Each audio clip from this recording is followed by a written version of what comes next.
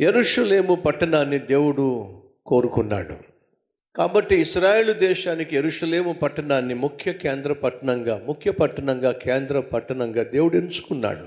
అంతేకాకుండా పరలోకానికి కూడా యెరూషలేము అనే పేరే పెట్టాడు.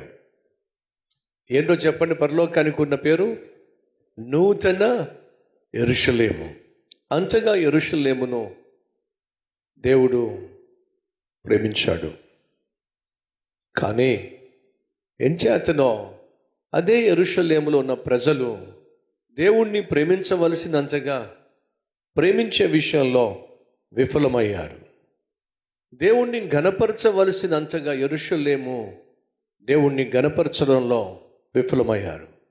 సాక్షాత్తు దేవుడే దిగొస్తే యెరూషలేము పట్టణంలో ఉన్నటువంటి ప్రజలు, యెరూషలేము పట్టణములో ఉన్నటువంటి ప్రధాన యాజకులు, యెరూషలేము పట్టణములో ఉన్నటువంటి ప్రసంగికులు, ధర్మశాస్త్రమును ఉపదేశించేటటువంటి ఉపదేశకులు, శాస్త్రులు ఎందుకో యేసుక్రీస్తు పట్ల కనపరచవలసినటువంటి విశ్వాసాన్ని ఘనపరచవలసిన విధంగా వారు క్రీస్తును ఘనపరచలేదు, పైపెచ్చు అవమానపరిచారు, హేళన చేశారు, తప్పుపట్టే ప్రయత్నం చేశారు, నిందించారు.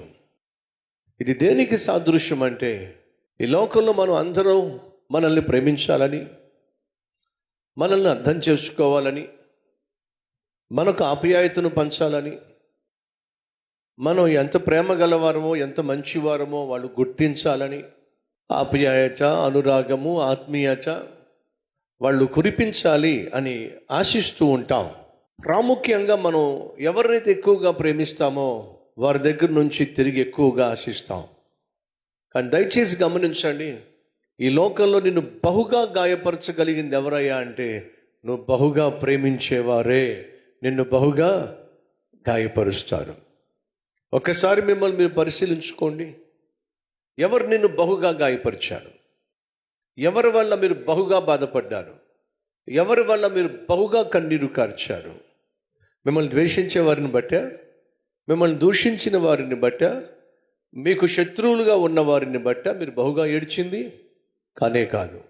మరి ఎవరిని గూర్చి, ఎవరి వల్ల మీరు బహుగా ఏడ్చారో మీరు జాగ్రత్తగా పరిశీలన చేస్తే, మీరు బహుగా ప్రేమించిన వారే మిమ్మల్ని బహుగా ఏడిపించారు. ఇది సాధారణం. మీరు బహుగా అర్థం చేసుకున్న వారే మిమ్మల్ని బహుగా అపార్థం చేసుకున్నారు. ఇది సహజం. యేసుక్రీస్తు యెరూషలేము పట్టణాన్ని బహుగా ప్రేమించాడు. అదే బహుగా ప్రేమించిన పట్టణమే యేసుక్రీస్తును బహుగా తృణీకరించింది. యేసుక్రీస్తు యెరూషలేము పట్టణానికి వచ్చాడు. ఆ పట్టణము తనను ప్రేమించకపోయినా, ఆ పట్టణంలో ఉన్నటువంటి ప్రజలు తనను అర్థం చేసుకొని అంగీకరించకపోయినా, అక్కడ ఒకడు ఆపదలో ఉన్నాడు, ఒకడు కష్టంలో ఉన్నాడు, ఒకడు కన్నీటి లోయ గుండా వెళుతున్నాడు, ఒకడు పడి ఉన్నాడు, ఒకడు అనాథగా అల్లాడిపోతున్నాడు, ఒకడు ప్రేమ, అనురాగము, ఆప్యాయత నోచుకోక తల్లడిల్లిపోతున్నాడు. ఆ ఒక్కటి కోసం యేసుక్రీస్తు ఎక్కడికి వచ్చాడు? యెరూషలేము వచ్చాడు.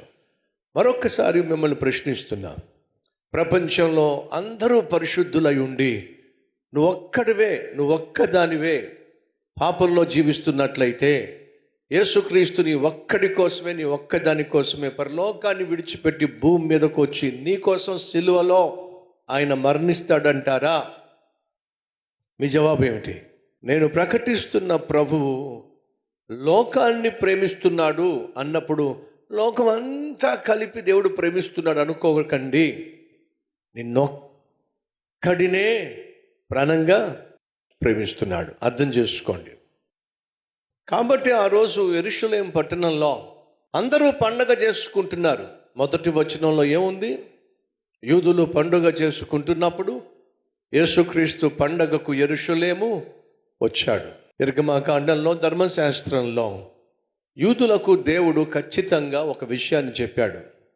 ఏమిటి అనంటే, ఏ పండగలైతే మీరు ఆచరించాలి అని నేను సెలవిచ్చానో ఆ పండగలలో ఖచ్చితంగా మీరు సమాజముగా కూడి ఆచరించవలెను అని దేవుడు ధర్మశాస్త్రంలో తెలియచేశాడు. కాబట్టి ఆనాడు ప్రజలందరూ కూడా యెరూషలేములో దేవుడు ఆచరించమన్నటువంటి పండుగ ఆచరించడానికి వచ్చేశాడు. అందరూ సంతోషంలో సంబరాల్లో మునిగి తేలుతున్నప్పుడు పండగకే యేసుక్రీస్తు వచ్చాడు కానీ పండగ చేసుకోవటల్లా. కానీ ఏం చేస్తున్నాడో తెలుసా? పండుగను నోచుకోలేక పడి ఉన్న ఒక పక్షవాతము కలిగిన వ్యక్తి దగ్గరకు యేసయ్య వచ్చాడు. అది ఒక కోనేరు, దానికో 5 మండపాలు ఉన్నాయి. ఆ మండపాలు దేవుని దూత వచ్చి నీళ్లు కదిలించినప్పుడు ఎవరైతే ముందుగా ఆ నీళ్ళల్లో దిగుతారో వాళ్ళు స్వస్థపరచబడతారు గనుక వాళ్ళు ఉండడానికి 5 మండపాలు కట్టారు. ఆశ ఏమిటి? ఆశ ఏదో ఒకరోజు నేను బాగుపడతాను. ఈరోజు మన మధ్య ఎవరైనా ఉన్నారా? ఏదో ఒక రోజు నాకు మంచి రోజులు వస్తాయి, ఏదో ఒక రోజు నేను బాగుపడతాను, ఏదో ఒక రోజు మా అబ్బాయి బాగుపడతాడు, ఏదో ఒక రోజు నా కూతురు బాగుపడుతుంది, ఏదో ఒక రోజు నా భర్త బాగుపడతాడు, మార్పు చెందుతాడు, నా భార్య బాగుపడుతుంది, మార్పు చెందుతుంది అనే నమ్మకం మీకుందా? ప్రార్థన చేద్దాం. ప్రతి ఒక్కరూ ప్రార్థనలు ఎక్కివించాల్సిందిగా కోరుతున్నా.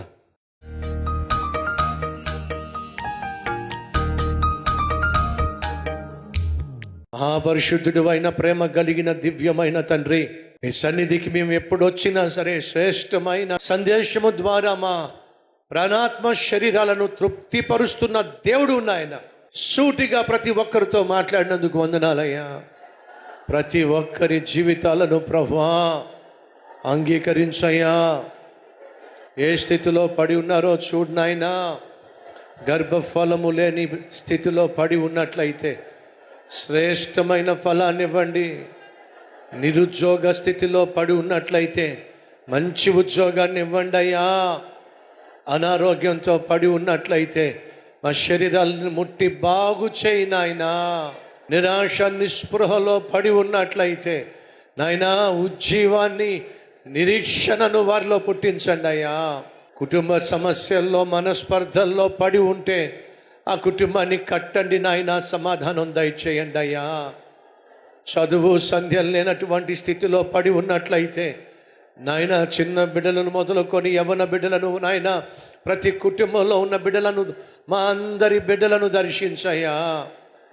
నాయన చదువు పట్ల శ్రద్ధనివ్వండి అయ్యా. చదువులో జ్ఞానాన్ని ఇవ్వండి అయ్యా. చదువులో విజయాన్ని ఇవ్వండి అయ్యా. ఆర్థికంగా మమ్మలను స్థిరపరుస్తూనే కుటుంబముగా మమ్మలను రక్షిస్తూనే అయ్యా మా సంఘములను దర్శించు నాయనా. శ్రేష్టమైన జవాబులు ఇవ్వబోతున్నందుకు వందనాలు.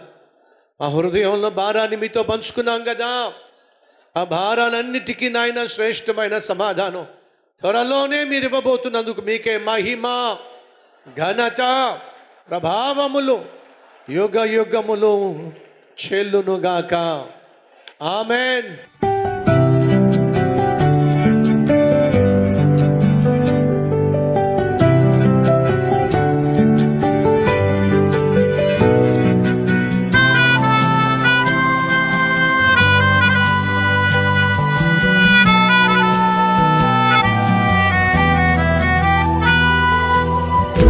సందేశం మీకు ఆశీర్వాదకరంగా ఉంటే లైక్ చేయండి, అలాగే సబ్స్క్రైబ్ చేయండి.